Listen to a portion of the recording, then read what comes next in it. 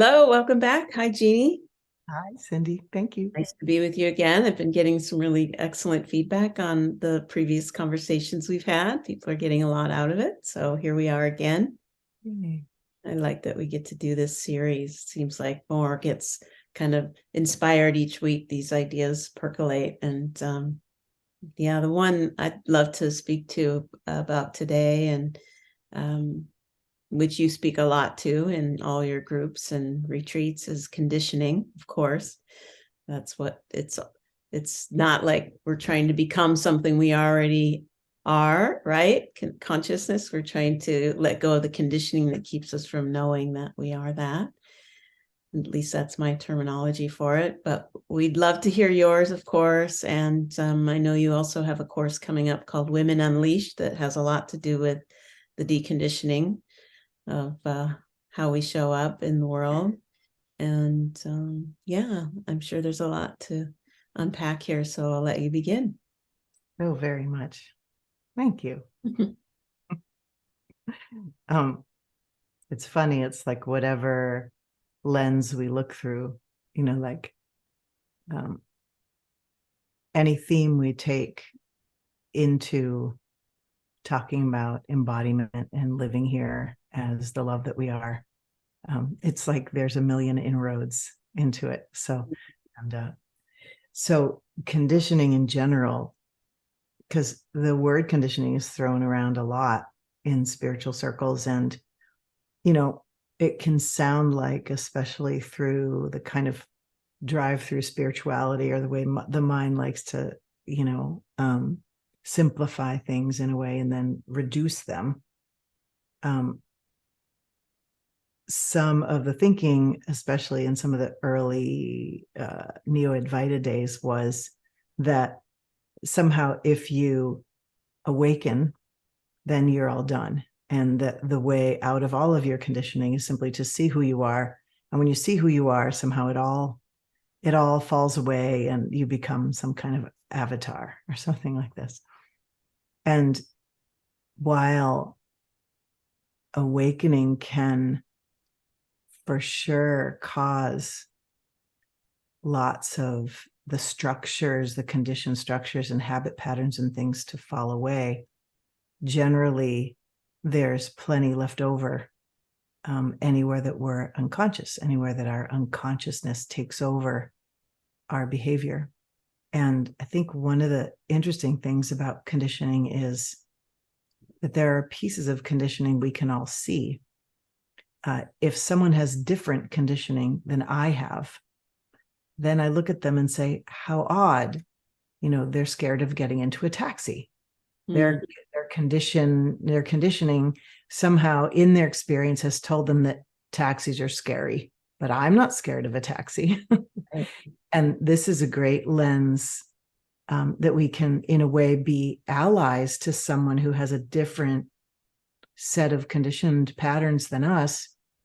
We can actually be allies if we can be sensitive around that, because we can sometimes see someone else's conditioning and give them a safe reflection so that they can start to see, oh, that's actually my conditioning and not reality. Taxis actually aren't threatening. I mean, etc. That was like a strange example. Yes. But conditioning, basically, we are trained. We come into the world as these little learning sponges, and we're looking around and we want to be a good one. We want to be like mom or dad or the people. We want to take part. We want to do it well. And we soak up, even before we have any kind of ability to critically think, we soak up so much about how to be. And we also are hurt, limited, experience trauma, etc., that weaves into our conditioning, so that some of us have whole areas of life we aren't participating in because of the ways that we've been trained and the ways that we've been hurt and haven't healed, et cetera, et cetera. So it's very conditioning. I like to think of it in this really simple way, which goes back to kind of conditioning 101 when you take early psychology classes, which is Pavlov's dog, and how Pavlov trained a dog by offering it meat and ringing a bell, and offering it meat and ringing a bell, till it associated meat with a bell. Now, if I hadn't paired those things for the dog, I could ring a bell all day and the dog wouldn't think meat, it wouldn't salivate, there would just be the sound of a bell. But now in the dog's experience, I've linked these two unrelated things together. Yeah. And now ring a bell means meat, means salivate. And we have lots of places in our learning where unrelated things have been paired because of some experience. Often, if there's trauma or pain, some undigested experience often, that links things like threat to my survival with disapproval. Mm-hmm. And as adults, we know in our minds, oh, if so-and-so disapproves of me, I'm not going to die. And yet that undigested experience from a time when we were utterly dependent on the big people has us carrying this association in without having been reevaluated, integrated, and brought into the present. And what's fascinating to me is that we all have different sets of conditioning based on our family, based on our culture, based on our gender, based on our sexual orientation, based on our race, based on, can have time release conditioning we don't even know we have. I remember my first experience of this was having not been on my bike for a while and being like early 40s or something, getting on my bike and bombing around like a 12-year-old, and up into my consciousness comes, 40-something-year-old women don't bomb around on their bikes like that. I had no idea that existed in my psyche. So a lot of conditioning is just unconscious, and there can be this time release bit.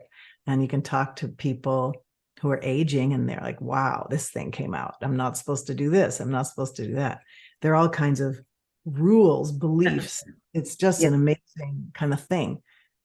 And lo and behold, we get different training from our family. We get different training sometimes if we're a girl, a boy, a certain gender, etc. That can limit us. It can also push us in areas. So if we grew up and we learned that a good man is someone who is athletic, in an attempt to be a good one, a good man, we will develop those skills. And if we learn, to be a bad man or a bad woman is to be soft, and I'm using some of the kind of ridiculous stereotypical things, we might avoid softness and have that whole area of our selves undeveloped. I don't know that Jung was the first one to talk about this, but certainly most of us who are students of wholeness, of human potential, from awakening to the full embodiment of all of our capacities, we are interested in wholeness. We're interested in whatever this is. Here is this life. This can develop itself and express. And there's a lot of joy and fulfillment in life that comes from using this thing well, let's say. And we all know the places where our undigested experience, the things we learned about ourselves that nobody necessarily consciously taught us. Maybe they were just grumpy at us every time that we picked up a paintbrush. And so we decided we weren't to paint. And then let's say that our soul has a quality of artistry to it. And later in life, we're like, I just have to paint. I don't care if I'm bad at it. And we come up against the conditioning and all of the undigested emotion that has held that conditioned thou shalt not in place. And to, as the heart starts to burst forth, the soul to express, we encounter all that stuff. And that's just part of moving through to reclaim some capacity of us. Sometimes we can think that that stuff rising means we're not to do this thing. when all that means is that we're going into a forbidden area of our full possibility, and bringing up the undigested stuff from the past. So I'm just kind of giving a generic thing. And so, like in the class the series that I'm about to do, Woman Unleashed, we're going to look at some of the areas of women's conditioning, because while things vary by family, by culture, and now we're walking into this beautiful time of the gender binary being shaken up. It's like hard to talk about all of this right now. In many cultures, and it differs by culture too. You can see, sometimes you see women from another culture and they're just like haggling in the marketplace, just unafraid of confrontation. But in my upbringing, having a female body and being seen as a woman and then being treated thusly, to be confrontational was just not remotely something that was part of what woman was supposed to be. There was no model of that, no training in that, etc. So we can band together in like groups, whether it's women, whether it's men, and it could be trans people, it could be lesbians, it could be Jews, it could be Germans who grew up in this decade. We can get very fine-tuned and gather in like groups and potentially feel a safety and a commonality to take a look at some of these things. I know I do groups with just women. I do groups with just men, except for me. And I've done groups of women over 50. I do this work called Crohn's, and we're going to have a retreat this year with that. It's amazing when you gather a like group. I've done groups for people who've experienced the dark night. There's a safety and a possibility of sharing the unique reality, again, generalizing, because so much of it varies. And that's part of the interesting thing about it. Well, I didn't get that piece of conditioning, but I got this piece of conditioning. But there are some commonalities cross-culturally, and particularly if you take a single culture or some common cultures, there's some common ways we are seen, we are hurt, we are trained as humans who appear to, who have this stamp, whether it's this one has these genitals, therefore this one is a woman, therefore this is how we treat this one. And long before the gender neutrality thing, when I had my baby, I said, I don't want us to know her gender for a full hour so that she can come into the world with no one tailoring their response to what is it. Now, she just had an hour, and I know there are some parents who are just not letting anyone know the gender of their child so that the child can grow up outside of the conditioning. And so we could even say that gender is a conditioned label, because all we know when something comes into the world and is a human is it has these parts. Otherwise, it's a mystery. And if we start treating it like this, it becomes something. It responds to that in a certain way. And when my baby was little, I used to dress her not according to any gender rule. And so sometimes she was in little blue sweatpants with a baseball cap, and sometimes she was in a little pink thing. I don't think she ever wore a bow, but she had a variety of hats and things, and she liked to do it up. As a baby, I just, put her in whatever I liked until she told me at 3 that wasn't her style and she was gonna go her own way. But I watched once her. She had her blue pants and a sweatshirt on. She was about 6 months old, 8 months old, little baseball cap. And we went into our car broke down, and we went into this car fixie place. There was a woman behind the counter, and Sophia went like this, okay, okay, like they do this, okay. And the woman behind the counter said, "Oh, you want to fight? Put him up. Put him up, boy." Something like that. She said boy or something like that. And I said, "Actually, she's a girl." And then Sophia went, "Ah." And she said, "Oh, what a pretty song." And within a 3-minute period, the woman's demeanor and everything about how she was relating to this little being changed. So what does that have to do with awakening and the embodiment of freedom? Well, when we are free, and there's freedom, and then there's development, and they can go together. How do I say this? There's the sense of this is unlimited by conditioning. If it feels to sing, it can sing. If it feels to lie on the floor, it can lie on the floor. There's just a freedom according to the appropriateness of the moment, and appropriateness isn't necessarily the conditioned rules, but kind of skillful means there's a feeling that one can paint with the whole palette. But just because we have a freedom doesn't mean we've developed our capacities. So I may feel absolutely free, but I haven't learned the alphabet yet or words. And so I can make sounds freely, but to talk with you, I need these skills. But within the skills, I feel free to use them. This unfettered sense that we are fearless, that all is possible in terms of the free moment. I do not identify myself as one who can or cannot.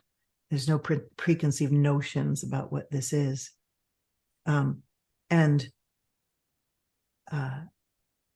that we can feel wildly free, sort of in a lot of areas, but still have an area that's unconscious with pain around it.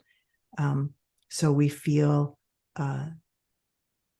let's say, we're free and we're moving around our life, and then someone invites us into a certain activity, let's say sports, and we have a lot of conditioning and pain around sports. Suddenly we were so free a second ago, so fearless, and now we're like, I don't want to go on the court. And part of development, if we are kind of pointed this way, which I seem to be, it's not like I stay up all night thinking, where am I limited so I can blast through it? But life gives opportunities. Let's say, oh, let's all go and sing karaoke. And here, there's I don't know if it's familial, I don't know if it's past life, because I've certainly seen areas of conditioning that seem to be related to things not of the experience in this life. So that's all another interesting layer. But to be called out and invited in order to fill out that capacity, which right now I'm filling out a musical capacity. I'm 61. I've not done nothing musically except sing in the shower, and sometimes I sing in the work. But there's just a sort of a little shriveled limb, like that limb of, if we were seeing the goddess with all her arms and all her various tools in each arm, the arm of musicality is sort of, was never fleshed out, right? And so entering into this new realm as a beginner, learning, trying, and appearing and being witnessed by others in all this new area, in each new area, we can use, if there's conditioning, support to move through those places in order to fill them out. So in this Woman Unleashed that we're going to do, it's just a short series looking at some of the areas of women's conditioning, and they can be very subtle, that we share, that shining a light on them brings awareness, brings a sense of choice, brings, I think I'd like to venture in there to this place that was unconsciously forbidden. I didn't even realize I don't feel like I have a right to my voice. I don't feel like I have a right to, and so much of this has been changing, And in my generation, it's different than the young women now, et cetera. I'm just like so blown away by some of the freedom around sexuality that some of the younger women have, that boy, we were like, oh, don't dress like a slut and all that kind of conditioning that we had, that they just are blowing through or don't have. Things that if you see the heart, the heart as, in a way, this gem that is in a way designed to be given here in human life. Like we come in and there's this beauty, this knowing, this capacity, the truth, the resonating expression, the flute through which the flute player plays, and we're each a different flute, let's say. What in our conditioning fetters us from the full playing of the flute? And the playing of the flute, not as the mind thinks, I need to play the flute in all these ways, but Holy Will moves through and says, hey, dear, this direction. If we have a bunch of conditioning in the direction of Holy Will, we're going to potentially not go where we are being beckoned because of fear, grief, what unconscious, thou shalt not, whatever. And so shining a light on some of the common areas, because there are some very common areas that women and that men are conditioned to enter or not enter, express or not express, etc. And the most gross ones, there's like big ones that we all know, but they can be so insidious. For example, the whole, you're crazy. You can't trust your sensibilities. You can't trust. I see so many women of all ages in relationship, and their mind says, this is a fine partner to be with. This is what I should be doing. This is the time of life. He seems check, or she seems check all the boxes. And yet something's going, to be able to actually trust our intuition, our sensibilities, our knowing is a huge thing for women. And to know and to speak in areas of almost like, particularly relationally, to stand in one's knowing.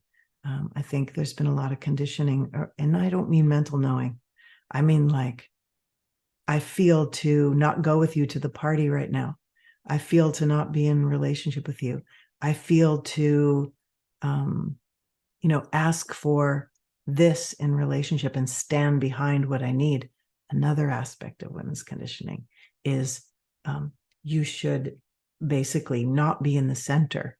Sort of like you see like the oak with the vine growing around it. We're supposed to be the vine, according to the conditioning that I grew up with, that to be the center of your life around which things revolve was not part of the conditioning that I grew up with. And I know things are changing. And so doing a series like I'm going to do whenever we gather together with some likeness, we also learn about difference. What is a 22-year-old woman looking at around this issue? What is a 75-year-old woman looking at around this issue? And not just a 22-year-old and a 75-year-old, but that 22-year-old and that 75-year-old. What's it like to be a lesbian in the area of unleashedness? What's it like to be a Black woman, etc.? So I'll pause. So that was a lot. Thanks. Yeah, there's a lot to unpack here. I'm going to go all the way back. I appreciate everything you said. I'm totally tracking you to Pavlov's dog, because I landed on something there that feels like neuroplasticity, or when neurons fire together, they wire together. So the whole idea of ringing a bell and having a piece of meat getting wired together. I mean, this is something that can happen in our lives in ways of speaking up and using your voice and then being punished. That got wired together, right? So then speaking up later in life about something, you have to face that being punished, that resistance to being punished, right? Impulse. So that's a big piece I want to have you unpack. And then another one was related to the softening. It's like softening is really what's needed, but there's been so much conditioning around hardening and having our own personal identity and boundary and independence and this conditioning around that. So the idea of softening and being vulnerable is again something that could be potentially have been wired with being wounded. And so even though it's the direction we need to go to open to the invisible forces, if you will, that are here all the time, present and available for us to tap into, like intuition, instinct, these things that we need, we might be reluctant to soften and open to some of the more subtle intelligence available to us because of that wiring related to softening and being somehow taken advantage of or wounded in that. So those are a couple of the big ones that came up, and yeah, love to hear your share on that. Like, where do we go? Everywhere at once. Let's see. So I think sometimes we can know that we have certain conditioning. We can already feel like, I remember when I was a young woman and I was in a car with another woman. She was a little younger than me.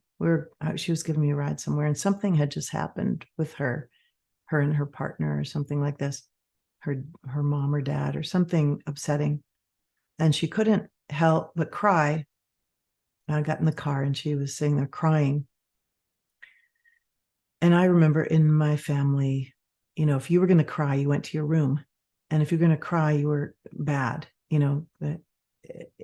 Early on when I brought my daughter home, my mom, when they would talk about a good kid or a bad kid, a good baby or a bad baby, they say good baby is one that's not crying, and a bad baby is like kind of, there's something sort of defective or less cool about a baby who wails than a baby who's smiling all the time.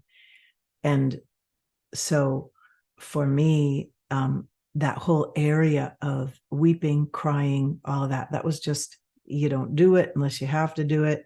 You shut it down. And if you're doing it, it's embarrassing. You should apologize. You shouldn't do it around people, whatever.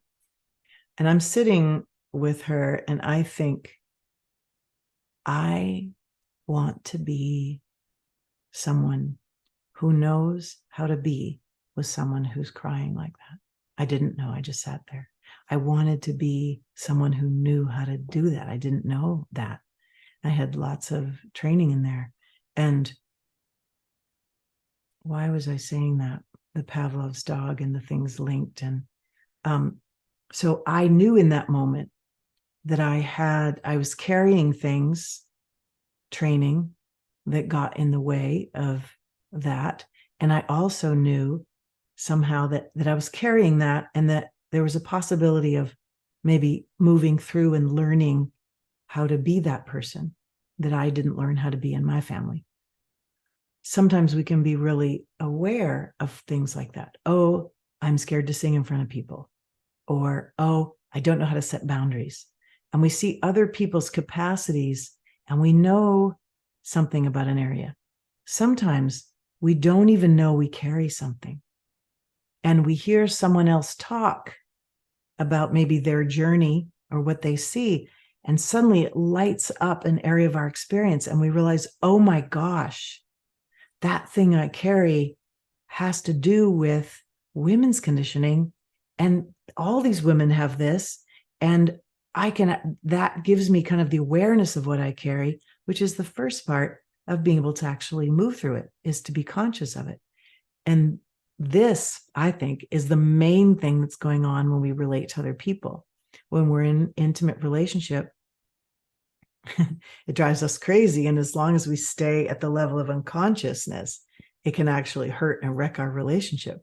But when we start to see that being close to another person is a chance to become aware of some of the conditioning that we carry, relationship becomes such a tool if we can become aware and keep healing and coming to consciousness there. It can be such an amazing environment to sort of drag things up out of the unconscious into our faces to be faced and moved through.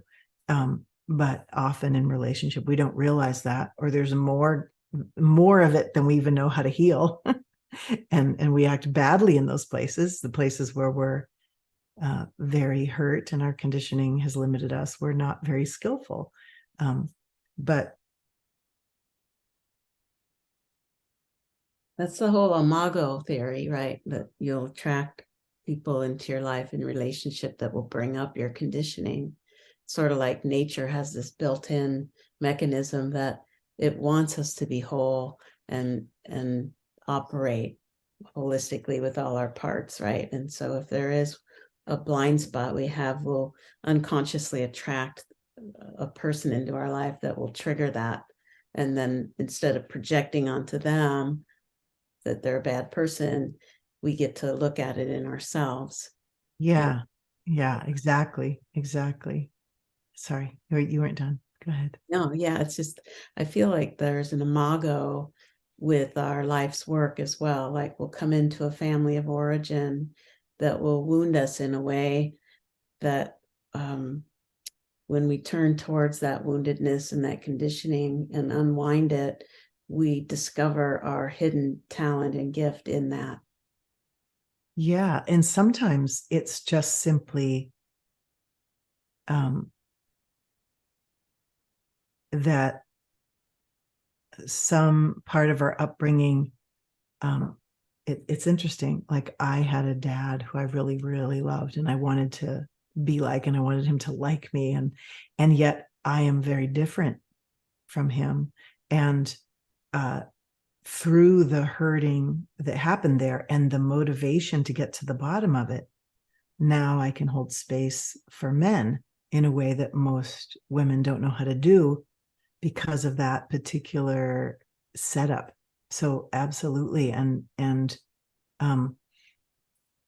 the becoming aware and someone else putting things into words for us, there are parts of our conditioning we don't even know our conditioning. We just call it reality.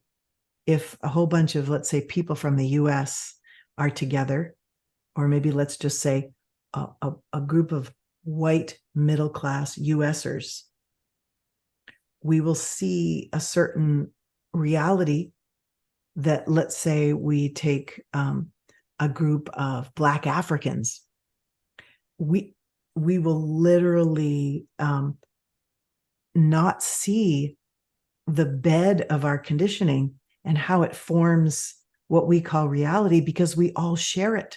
So we all think that's reality.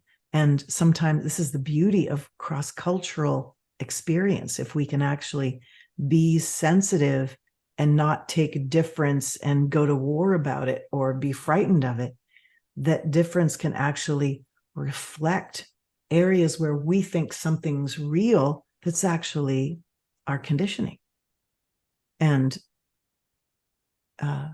so a huge part of becoming aware of our conditioning, of healing conditioning, is to become actually aware of what we carry, and then to become aware of how it operates in there, and to unpack the threads of, for example, a piece of women's conditioning may be, I know in my mom's generation, it came in my generation, being dumb.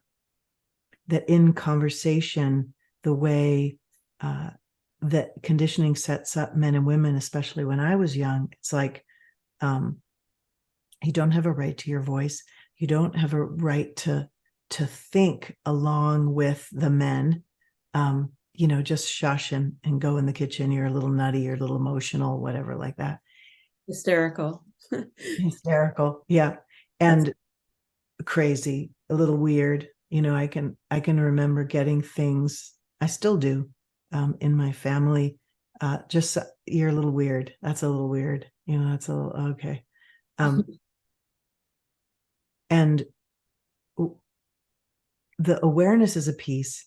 The bringing it to awareness and being willing to meet and digest the emotion that holds those beliefs in place, and the past pain in place, but then to step into the realms that we never stepped into, to be able to practice the things that are internally forbidden to practice.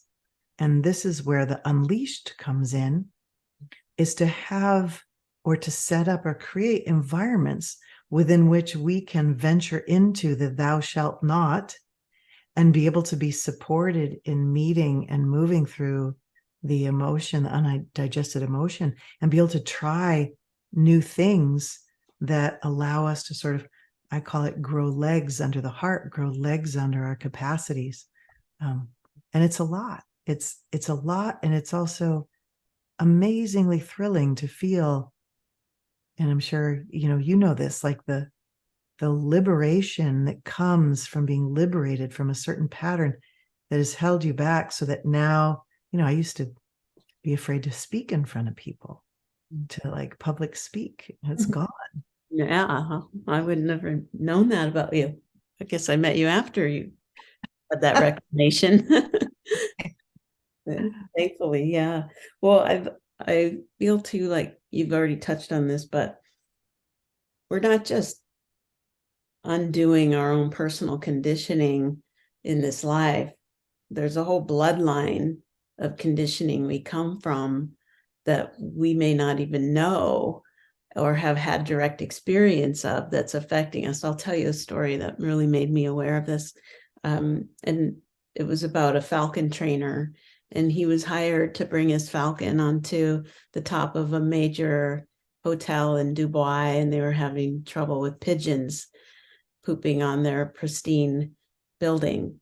And so they hired the falcon to come and get rid of the pigeons, right? The falcon trainer. So he brought his falcon, and he was up on top of the building, and he was releasing the falcon, and he said, most of, if not every one of these pigeons have never seen a falcon in their life, but they're deathly afraid of them because it's in the history of their species that they were preyed upon by falcons. Yeah. So it's like that for us too. We come in with a lineage of conditioning, and I feel like consciousness is constantly trying to debug the system, and each generation is a patch in the programming to debug certain things so that it has more and more and more bandwidth to have the creative freedom through us. And so each generation, and we can see it, has a little bit more awareness, a little bit more freedom on certain things, because they're a generation removed from the root of that conditioning. And not that they're not attracting new levels of conditioning, but it's just this ongoing sort of expansion and contraction of creation through the trial and error of consciousness having an experience through humanity. Yeah. It's fascinating. I was once at I used to take part and belong to this organization called Reevaluation Counseling. And they had a lot of theories about conditioning and different things. And I have rumored in my family some indigenous blood through my Canadian line. But genealogy hasn't helped to find it. It's just it's like a familial rumor, right? And I shared that at one of at this gathering of women. It was a kind of an international women's liberation gathering sort of thing. And the women of color invited me to sit at their table because of this sense that there was an indigenous woman in my family line. And it was so amazing to sit there and sort of listen and feel and wonder at. Same with I'm closer to the immigrant bit because 3 of my 4 grandparents are immigrants and 2 are Italian, 1 Danish. The dirty immigrant thing, I could feel that in my psyche as a young woman in this kind of very white Protestant town I grew up in. There was something in what I carried, and no one ever put words to it in my family. There was never a word to it. It was like an orientation that I felt in my psyche. And I remember hiking with a friend of mine who's Jewish, and she confided in me that she would always have a sense of where would she hide if she needed to.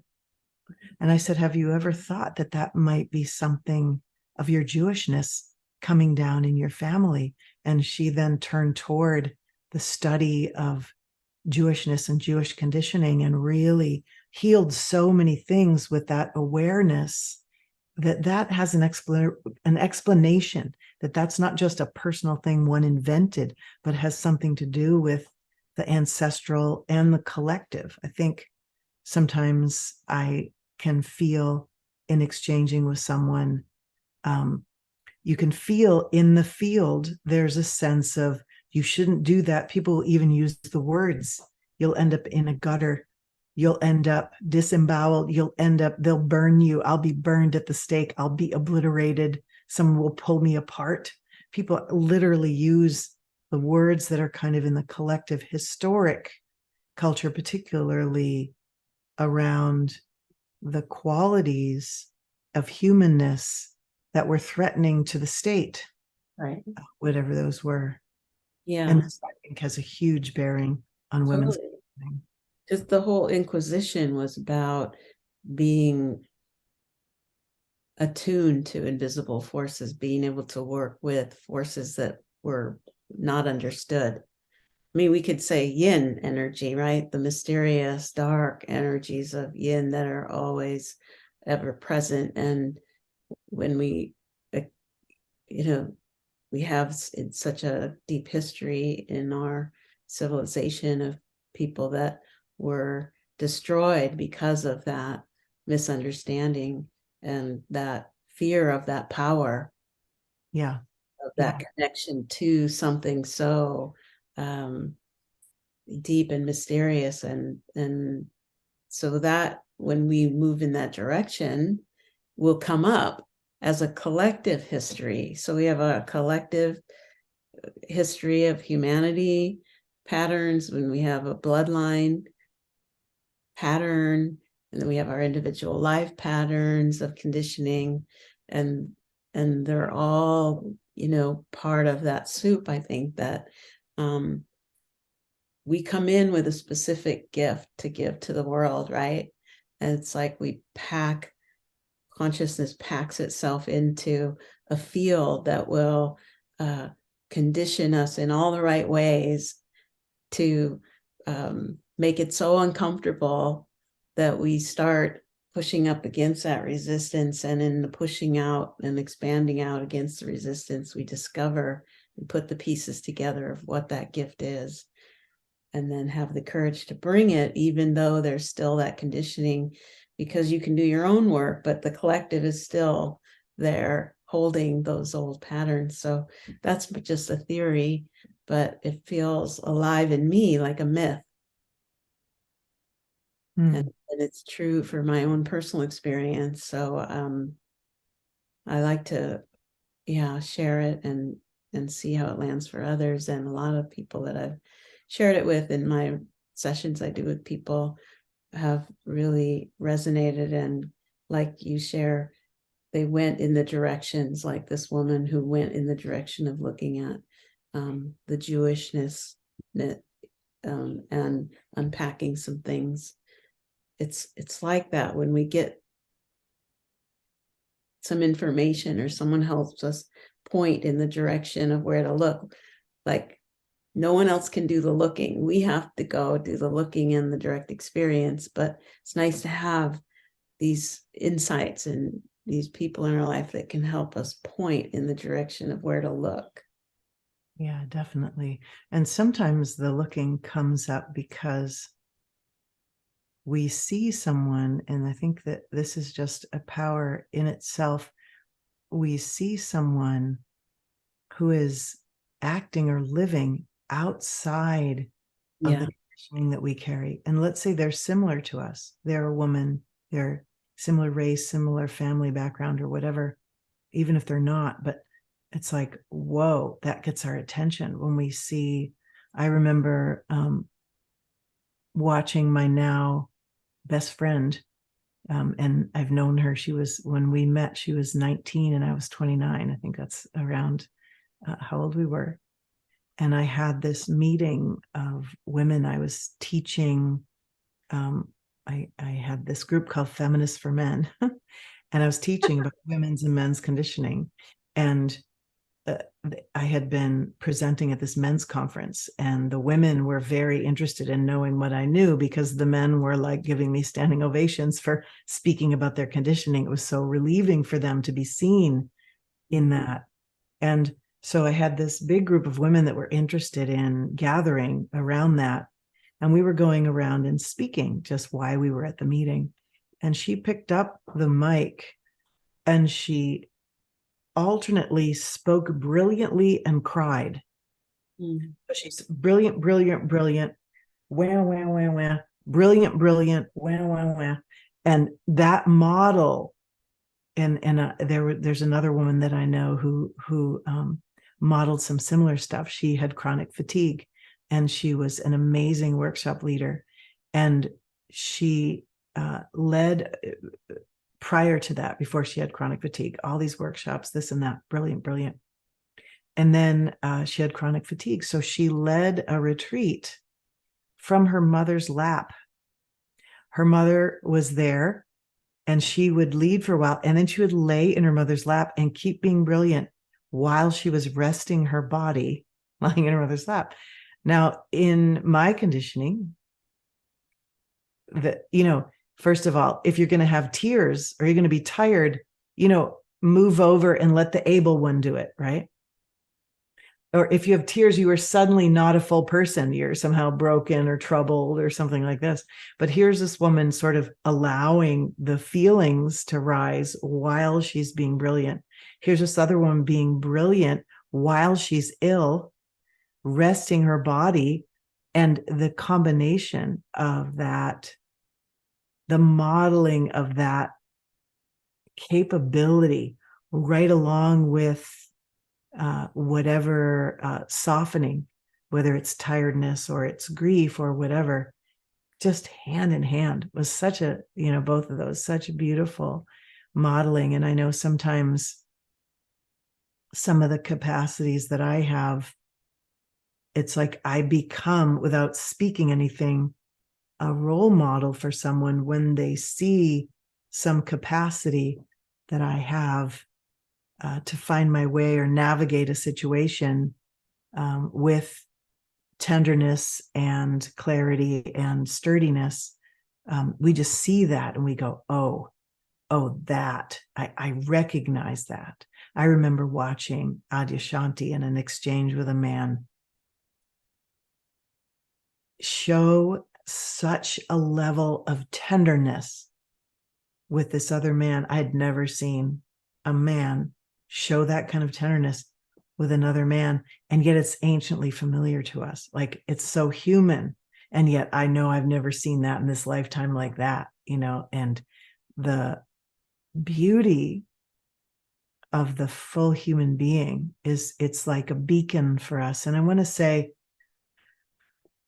just to include kind of everyone, I think sometimes the gift that we are to bring can take more than one lifetime. Some people seem to be in a life simply to face and explore something. It can be like a humbling life, and there's nothing wrong with someone who's having a humbling life where let's say they have a lot of trauma or they have a lot of illness. We never throw out the possibility of the full star being able to be born in our lifetime. at the same time, if you've been struggling with trauma your whole life, it's not because you did it wrong. Sometimes lifetimes, it's like there's a mystery. It would be nice if it was so sewn up, but I think the myth you're talking about is super important for many of us. But there are also some of us who we may not get in this lifetime to the fullness of the gift being delivered. We're just figuring out maybe how to relate to other people and not be terrified, etc. I don't want to paint the whole gamut of what a life might be for any one of us, you know. Right. Well, I feel like the myth can traverse over more than one lifetime, right? Yeah. So it doesn't all occur in a single life. Perhaps, who knows? I don't know. Who knows? But as you speak it, I agree with you about that. Like, there's another piece of what you were sharing I wanted to tap into, and I lost it. So Those little birds here somewhere. fly out of the tree and then they fly back. Yeah. As soon as I start talking, you'll think of it. Yeah. Well, it's really rich. I mean, that we're going in this direction and having this conversation. I guess, when you talked about the woman who was speaking brilliantly and then crying, it reminds me of something I've been exploring recently, is grieving, and the importance of knowing how to grieve and the skill of grieving. Like, so she's speaking brilliantly about something, and then she has this emotion or this feeling come up, this overwhelming feeling, and whether it's grief or joy, who knows, but she's present to that, right? It's like the inhale and the exhale, they go together. Like, she's speaking brilliantly, being used as an instrument for some helping a huge group release something, and then she's present to the release and letting that energy move through her body, not pushing it down, but allowing it to move through, so the next piece of brilliance can come forward, not worrying about how it's being received. It's more, her attention is on what's here that wants to be brought through and witnessed. So that's, I really appreciate that, because we can, yeah.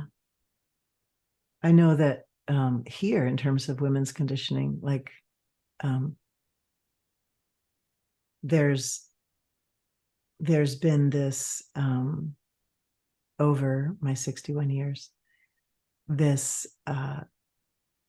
growing of centering my own being in my life. And I think part of women's conditioning and our training is this sort of who am I in relation?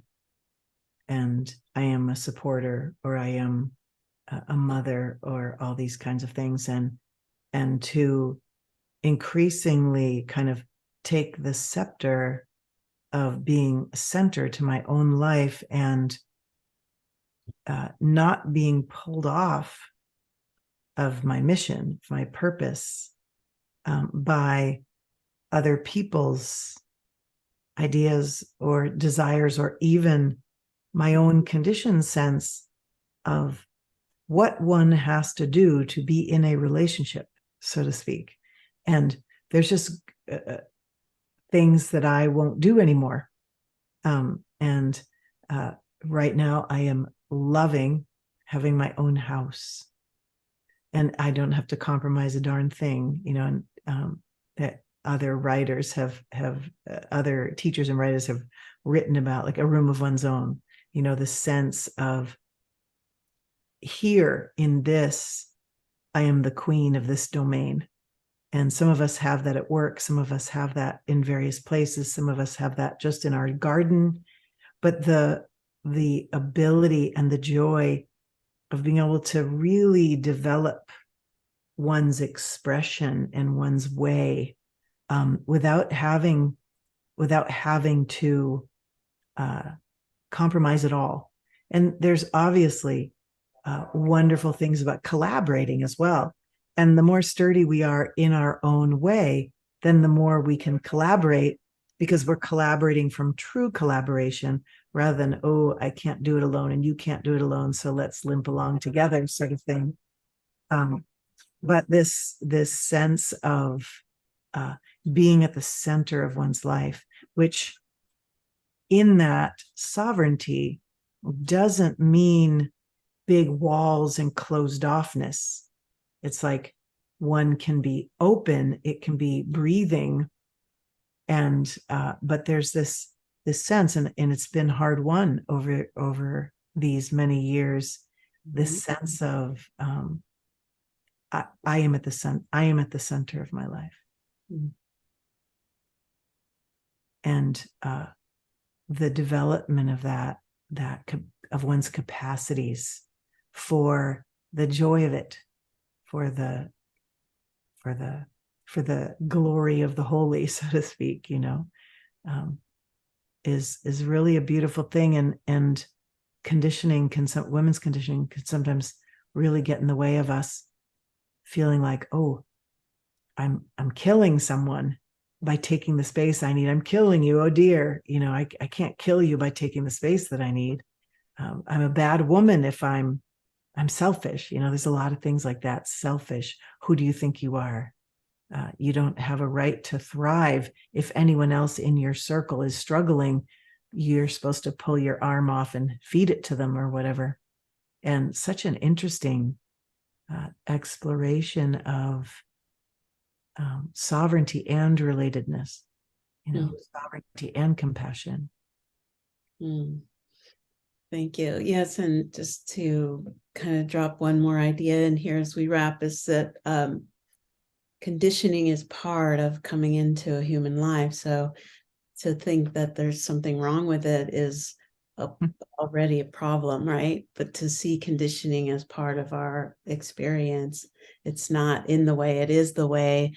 I know other people have said that, but it's to anticipate it, to expect it, to be alert and awake and aware, to wanting to see it instead of trying to avoid it, but really being curious to what kind of conditioning is going to present itself today, and how is this consciousness and awareness that moves through me going to meet it with a creative solution or playful, welcoming. I mean, because it's nice when we have the space to be playful with it. Yeah, it doesn't mean that it's always going to be that way and that it's going to be comfortable. But if we always feel victimized by it, then that sets up the set and setting for it. So if we change our relationship to it, we can change the environment that we hold for welcoming it or being with it. It doesn't mean we have to love it and that it's not going to be hard, but just give it a little more space by not projecting onto it a familiar sort of pattern of avoidance or judgment on ourselves or having it, or even worse, projecting it onto someone else because we don't want to look at it. Yeah, again, like just we so need heavy doses of mercy in here. Mm-hmm. Just, it can really help when you hear other people talk about their challenges and their travels and trials.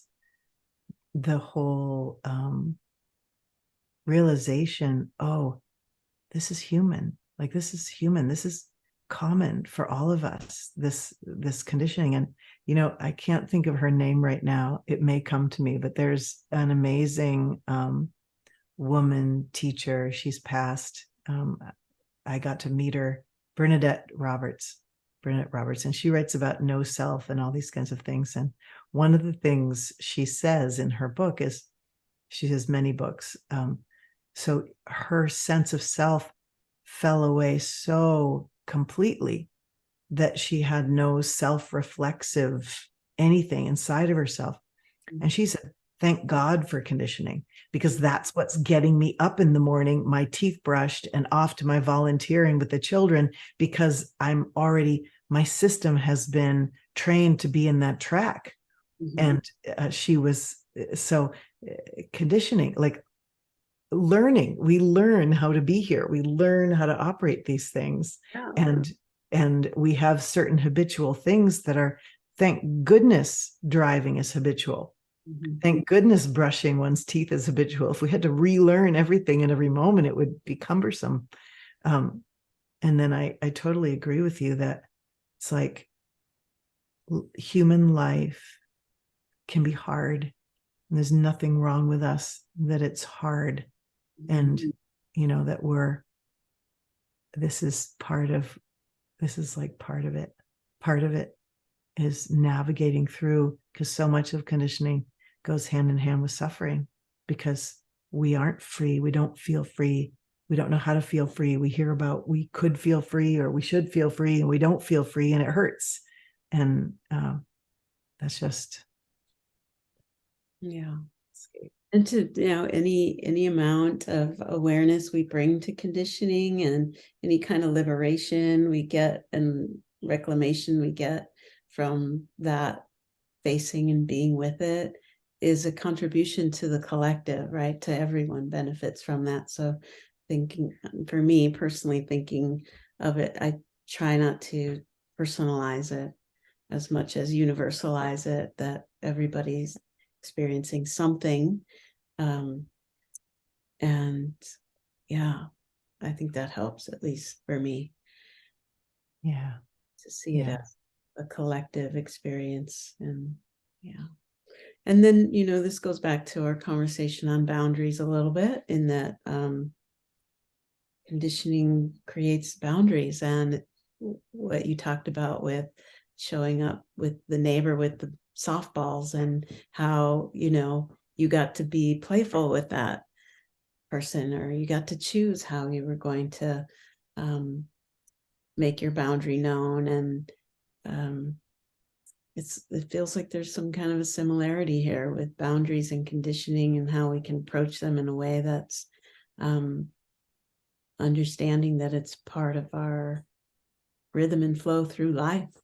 And it's like consciousness is this expansive formlessness. It's packing itself into a limited body with conditioning and perception limitations, and that's definitely uncomfortable, right? For a source that's free and expansive to be packed into a tight space with all these twists and turns, and like a house of mirrors. So of course it's going to be a little bit tricky to unwind those pathways. Yeah. It's what I love about it is it's such a mystery. We don't know. We don't know Yeah. so much. But we do know that, like, here we are. And it's like this. I always come back to that, the simplicity of that. I am, and it's like this. Yeah. Yeah. Yeah. And another thing you say that I love, and I've repeated, is we're going nowhere together. Yeah. Yeah. It's resting in presence, going nowhere together. This is such a great reminder too, when we get really, like, when we talk about conditioning and meeting conditioning, we can easily get into the place where we got to work hard, and where it's all, oh God, I have so much stuff. I'm not going to be free till the end of time, kind of all wrapped up in the becoming, the work. Oh, and that's, the I am. And it's like this, the I am, the pausing in a moment to sit as being, and to feel, in a way, the freedom in a moment to be formless awareness, to just simply rest in being, and the joy of that. If we have access to that, and so for some people that's really challenging to find, but our true nature is liberation itself. It is freedom itself. And yet when we get up off our cushion to function, and the unconsciousness takes over, that's when conditioning may be limiting how that Mm-hmm. that which we are can fully express itself here. So it's both, you know, both of them, like to not wait to sink into simple being, and take a unfettered breath, but also not spiritually bypass or think it's stupid or unspiritual to heal some of the places where we've been hurt and venture forth into new capacities. That it's like all of that. Well, thank you so much. My conditioning to get something to eat this time of day is knocking at the door. Yay.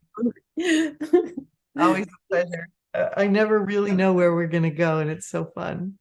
Yeah, it really always works. We trust, and we agreed to unleash what was here that wanted to be shared. And again, just say quickly how people can find out about your Women Unleashed program coming up, and then other things you're offering. It's for women. And what I say is, I think I said it on this event, that it's primarily for people who have grown up within women's conditioning, whether they identify as woman or not. It's primarily tuned to people who've grown up inside that conditioning. And it starts a week from tomorrow and goes for four Thursday mornings Mountain Time. I think it's 10 Mountain Time for 2 hours. We meditate together. I give a talk. We often do some kind of optional diet exercise with breakout rooms and Zoom. People don't have to do that part. And then I open it up for questions and answers and exchanges. And people can find it by going to my website, which is just my name, JeannieZandi.com, JeannieZandi.com. And there's a calendar there, and they can just click on it, and there's a way to register, and people can apply for scholarships to work trade. I try to not have money be the reason why people don't join me. Oh. That's how to find it. So that's September 21st. Yes, that's the first one. And we post a recording after each class. So if someone has to miss one or all of them, it doesn't matter. You can still register and watch the things after the fact. Wonderful. All right. All right. Thank you. Thank you so much. And thanks for everything you do, all you offer, and the wisdom that you've brought forward to the collective from unwinding some of the conditioning that you came in to expose. And we have. Yeah. Thank you. Now, Thank what all the teachers are doing, I think, huh? Say again? That's all teachers are doing, right? It's just sharing their own experience of deconditioning. In case any of what any of us has learned or knows will benefit another human being, why not share? All right. Well, thank you all for sharing your time with us today. And again, put some suggestions in the comments of this video if you want some topics brought forward for us to consider in the future exchanges that Jeannie and I will be doing. Yay. That'd be great. New topics. Yeah. All right. Bye for now, everyone.